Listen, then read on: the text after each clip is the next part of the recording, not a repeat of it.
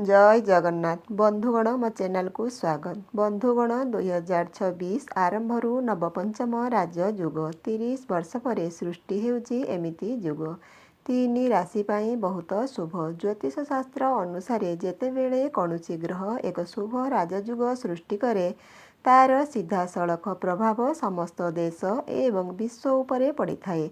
आसंता वर्ष अर्थात 2026 आरंभ शनि एवं बुद्धिदाता बुध 30 वर्ष पर नवपंचम राजयुग गठन करने को जाउछंती।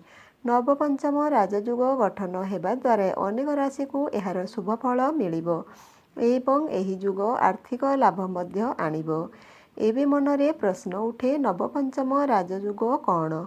2026 प्रारंभरू एक निर्दिष्ट ग्रह स्थिति नवपंचम राजयुग सृष्टि करुछि। वैदिक ज्योतिष शास्त्र रे एही युग सेतेबेले गठित हुए जेतेबेले जातकर पंचम एवं नवम घरे एक संयुग सृष्टि करे। ज्योतिषଙ୍କ अनुसार एही संयुग गठन अप्रत्याशित लाभ कैरियर रे उन्नति एवं भाग्य बुद्धि को मध्य सूचाए। तेबे आसंतु सेही राशि गुड़िक विषय रे जानिबा। केउमानंकर भाग्य नवपंचम राजयुग गठन जुगु चमकिबो।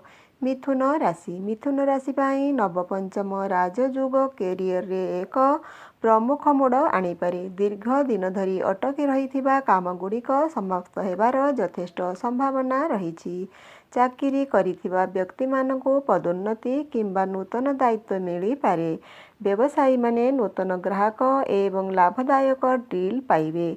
एही समयटी पाठ पढ़ुथिबा एवं प्रतियोगितामूलक परीक्षा पाई प्रस्तुत हेउथिबा लोकंक पाई मध्य अनुकूल रहिबो।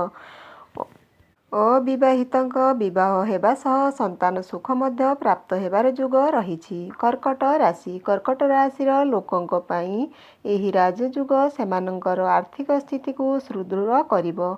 हठात आर्थिक लाभ निवेशरू लाभ एवं आयर नूतन उत्स सेमानंकु सूचना रहिछि। परिवार मध्यरे शांति एवं खुशी बुद्धि पाइबो। संपत्ति संबंधित मामलारे लाभ होई पारे।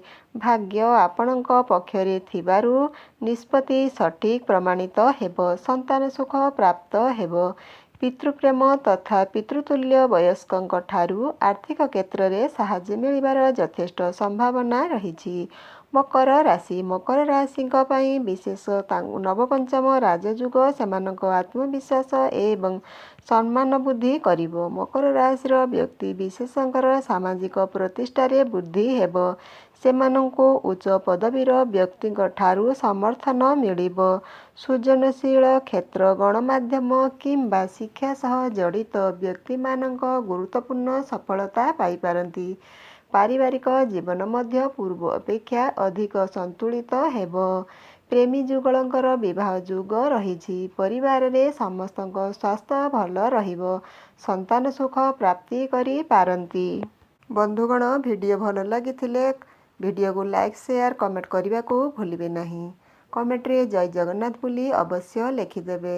एही नुआ वर्षटी आपणकर मंगलमय हेउ। जय जगन्नाथ।